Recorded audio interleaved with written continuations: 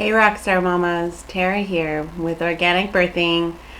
Today I'm going to go over some tips for helping the epidural go a little better. I am a firm believer in there's no right or wrong way to birth your baby. There's only what's right for you.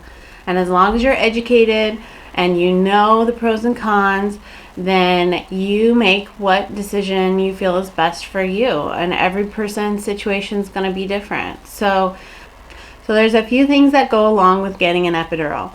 And a lot of times I hear moms say, well, I did this, but I didn't realize that this could happen and now I regret it. So you always want to find out what are the risks and side effects and what else is going to go along with it. So talk to your provider about the risks and side effects of an epidural. A lot of times what will happen with that epidural medication is that it does slow down the labor. Okay, so when the labor slows, a lot of times they need to give you something to get it going again or speed it back up again, and that's usually Pitocin. And Pitocin's that artificial form of oxytocin that our body makes naturally, right? But with Pitocin, it's given to you through an IV, and in our body we make it in pulses, which is why you have a contraction and then there's a break and you get that little rest in between. And that rest is really important because it allows the baby to recover. It allows mom to have a little break. And when you're getting Pitocin through that IV just continuously, then that makes the contractions be a little stronger and longer than they would be naturally. So it's a little bit harder on the baby and a little bit harder on mom.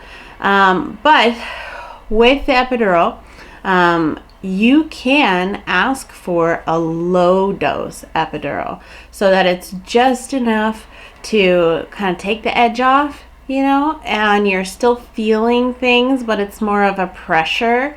And with the low dose, you are still able to move a little bit. You can at least turn from side to side in the bed. You might be able to get up on your knees and be able to be leaning over the head of the bed. If you raise the head of the bed up to 90 degrees, you can get on the knees and lean over the back of the bed.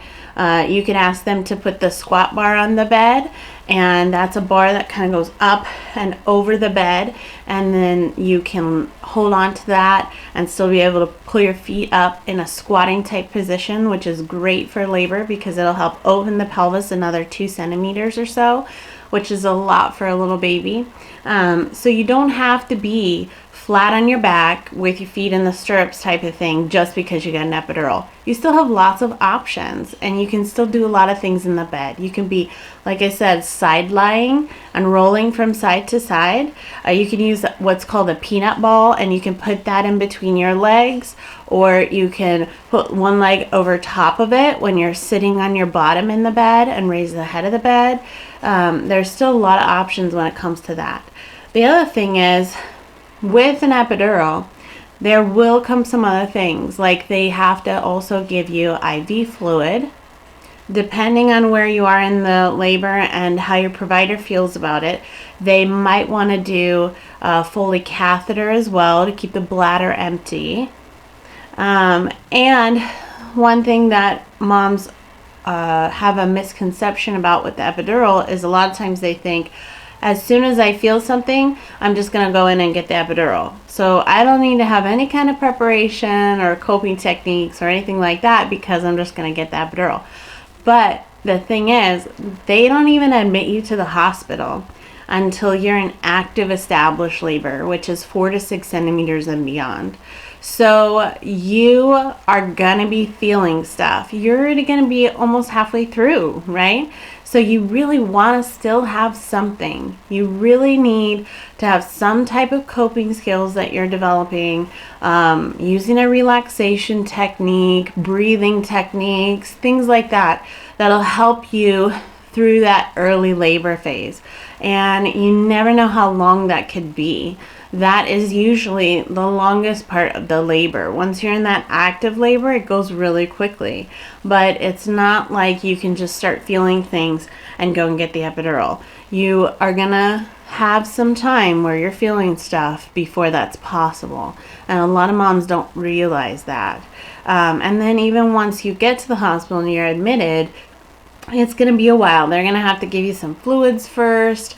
There might be other women who are in line for the epidural, so the anesthesiologist, is busy for a little while.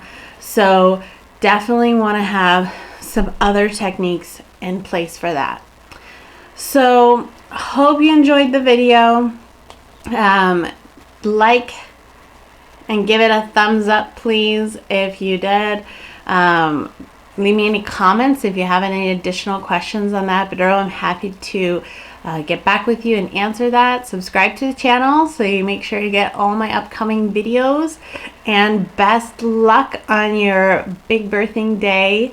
It's such an exciting time. So you just want to make sure that you research all your options and you feel confident and excited for it, and that it's a positive experience for you, because it's an experience that you're going to remember for the rest of your life. So hope you enjoyed the video. Bye.